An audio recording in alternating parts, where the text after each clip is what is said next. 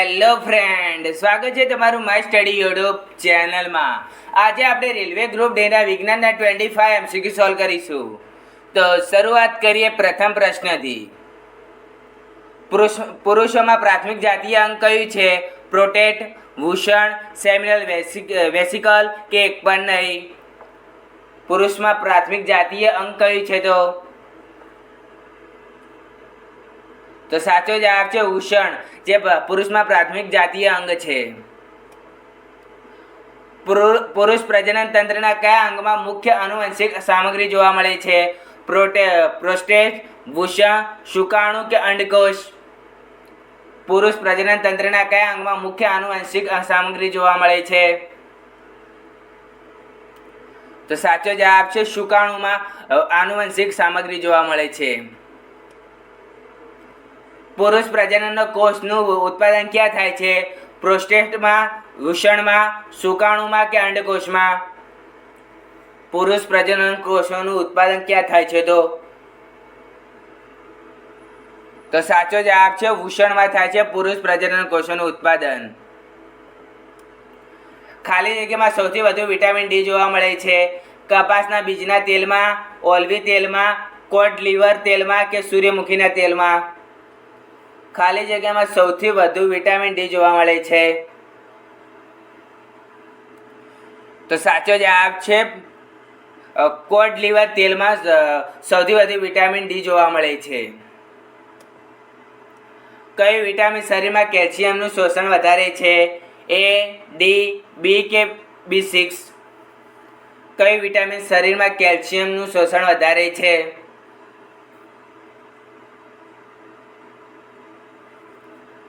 તો સાચો જવાબ છે વિટામિન ડી, જે શરીરમાં કેલ્શિયમનું શોષણ વધારે છે. રેટિનોલ મુખ્યત્વે ખાલી જગ્યાથી સંબંધિત છે? વિટામિન એ થી, વિટામિન ડી થી, વિટામિન બી થી કે વિટામિન ઈ થી? રેટિનોલ મુખ્યત્વે ખાલી જગ્યા સંબંધિત છે. તો સાચો જવાબ છે વિટામિન ઈ થી સંબંધિત છે રેટિનોલ.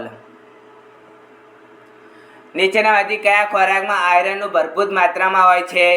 દૂધ, ગોળ, ઘી કે ચોખા?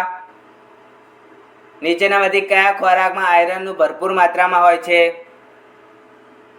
તો સાચો જવાબ છે ગોળના અંદર આયરનનું ભરપૂર માત્રામાં હોય છે. નીચેનામાંથી કયું પ્રકાશ સંશ્લેષણ માટે જરૂરી નથી? ઓક્સિજન, હરિતદ્રવ્ય, સૂર્યપ્રકાશ કે કાર્બન ડાયોક્સાઇડ? નીચેનામાંથી કયું પ્રકાશ સંશ્લેષણ માટે જરૂરી નથી? એટલે કે એક જરૂરી નથી અને 3 જરૂરી હોય છે.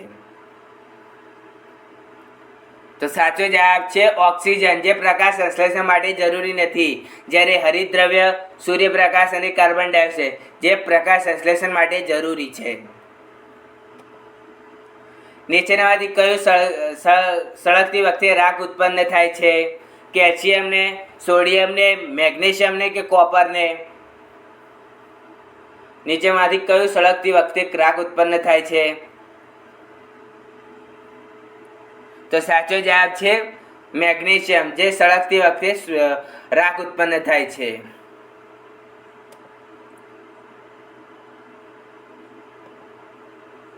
કીડીના ડંખમાં કયું એસિડ હોય છે? ફોર્મિક એસિડ, મેલિક એસિડ, ક્લોરિક એસિડ કે નાઇટ્રિક એસિડ? કીડીના ડંખમાં કયું એસિડ હોય છે? તો સાચો જવાબ છે ફોર્મિક એસિડ હોય છે કીડીના ડંખમાં. સિમેન્ટ શેનું મિશ્રણ છે? સિલિકા અને જીપ્સમનું, ચૂનાના પથ્થર, માટી અને જીપ્સમનું કે ચૂનાના પથ્થર અને એલ્યુમિનિયમનું? સિમેન્ટ શેનું મિશ્રણ છે? તો સાચો જવાબ છે ચૂનાના પથ્થર, માટી અને સિમેન્ટનું મિશ્રણ છે જીપ્સમ. પ્રોજીટોન નીચેનામાંથી પ્રતિકરણ ધરાવે છે? ઇલેક્ટ્રોનનું, પ્રોટોન, આલ્ફા કણ કે ગામા કણ? પ્રોજીટોન નીચેમાંથી કયું પ્રતિકરણ ધરાવે છે? તો સાચો જવાબ છે પ્રોજીટોન એ ઇલેક્ટ્રોન પ્રતિકરણ ધરાવે છે. કયા પ્રકારના કોલસામાં કાર્બનનું પ્રમાણ 99.1% લઈ 98% હોય છે? એન્થ્રેસાઇટ કોલસો, બિટ્યુમિન કોલસો, લિગ્નાઇટ કોલસો કે પીડ કોલસો? કયા પ્રકારના કોલસામાં કાર્બનનું પ્રમાણ 98.1% થી 98% હોય છે?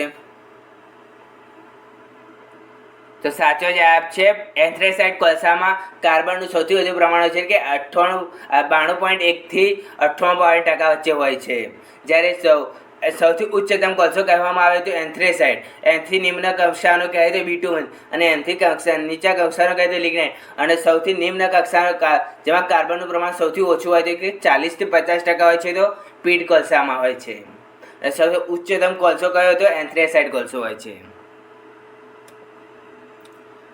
ક્લોરામાઇન ધરાવતું પાણી કોના ઉપયોગ માટે સલામત છે? પીવા માટે, રસોઈ માટે, સ્નાન માટે કે ઉપરના તમામ? ક્લોરામાઇન ધરાવતું પાણી કોના માટે ઉપયોગમાં સલામત છે? તો સાચો જવાબ છે આના અંદર ઉપરના તમામ આવે. ટાઈપિંગ મિસ્ટેક છે, ઉપરના તમામ આવે આના અંદર. એટલે પીવા, રસોઈ અને સ્નાન કરવા માટે ક્લોરામાઇન ધરાવતું પાણી ઉપયોગમાં લઈ શકાય છે. ઉપરના તમામ આવે. ફ્યુઝ વાયરની ટીન અને ખાલી જગ્યા મિશ્રણથી બનેલો છે. લેડ, તાંબુ, ઝીંક કે ચાંદી? ફ્યુઝ વાયરની ટીન અને ખાલી જગ્યાથી મિશ્રણનો બનેલો છે.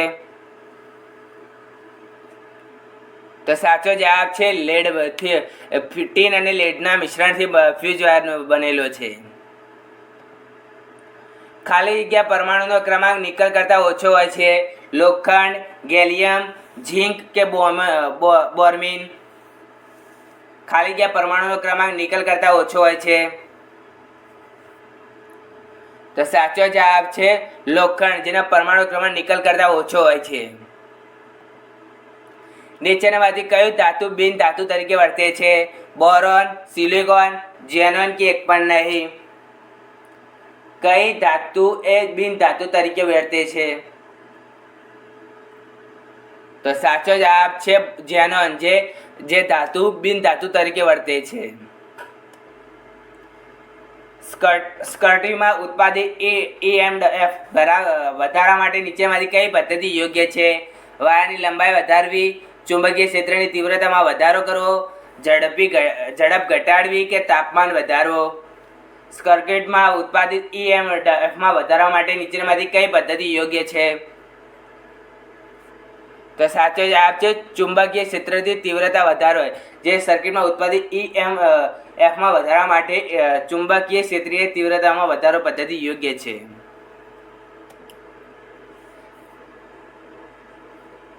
પાછો એમને ટ્રાન્સફોર્મર્સમાં કયા સિદ્ધાંત પર કામ કરે છે? ઓહમનો નિયમ, ફેરાડે ઇલેક્ટ્રિક મેગ્નેટિક ઇન્ડક્સ કે મેક્સવેલ સિદ્ધાંત? ટ્રાન્સફોર્મર્સ કયા સિદ્ધાંત પર કાર્ય કરે છે? તો સાચો જવાબ છે ફેરાડે ઇલેક્ટ્રિક મેગ્નેટિક ઇન્ડક્સ, જે ટ્રાન્સફોર્મર સિદ્ધાંત પર કાર્ય કરે છે. મોબાઈલ ફોનમાંથી ઉત્પન્ન થતા કચરામાં નીચેમાંથી કયું તત્વ હોય છે? કોપર, ઝીંક, આયરન કે લેડ? મોબાઈલ ફોનથી ઉત્પન્ન થનાર કચરામાં નીચેનામાંથી કયું તત્વ હોય છે? તો સાચો જવાબ છે આયરન, જે મોબાઈલ ફોનના કચરામાં ઉત્પન્ન થતા કચરામાંનું એક તત્વ હોય છે. કયો એસિડ આંખમાં નાખી શકાય છે? Citric acid, formic acid, boric acid કે ફ્લોરિક એસિડ? કયો એસિડ આંખમાં નાખી શકાય છે? તો સાચો જવાબ છે બોરિક એસિડ, જે આંખમાં નાખી શકાય છે. ન્યુક્લિયર રિએક્ટર બનાવવા માટે નીચેનામાંથી શું ખૂબ જ જરૂરી છે? ટંગસ્ટન, ઝર્કોનિયમ કે કોબાલ્ટ કે નિકલ? ન્યુક્લિયર રિએક્ટર બનાવવા માટે નીચેનામાંથી શું ખૂબ જ જરૂરી છે? તો સાચો જવાબ છે ઝર્કોનિયમ, જે ન્યુક્લિયર રિએક્ટર બનાવવા માટે ખૂબ જ જરૂરી છે. ખાલી ગયા તત્વને વનસ્પતિમાં ધાર્મિક રીતે ઓછું વહનશીલ માનવામાં આવે છે? કેલ્શિયમ, મેગ્નેશિયમ, નાઇટ્રોજન કે ફોસ્ફરસ? ખાલીયા તત્વના વનસ્પતિના દેહ ધાર્મિક રીતે ઓછું વહનશીલ માનવામાં આવે છે. તો સાચો જવાબ છે કેલ્શિયમ, જે વનસ્પતિના દેહ ધાર્મિક ઓછું વહનશીલ માનવામાં આવે છે. તાપમાનમાં વધારો થતાં સેમિકન્ડક્ટર મટીરિયલના અવરોધમાં ઉપર શું અસર થાય છે?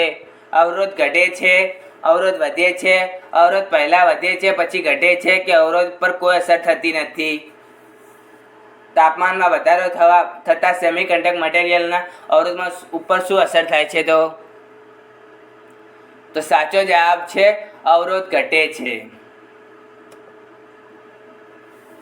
ફ્રેન્ડ, પેલા મેગા લેક્ચર માટે ટાઈમ હજુ છે.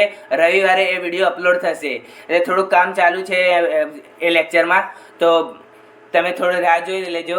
અને આ વિડીયો ગમ્યો હોય તો લાઇક, શેર અને સબસ્ક્રાઈબ કરી લેજો. તો મળીએ લેક્ચરમાં. બાય.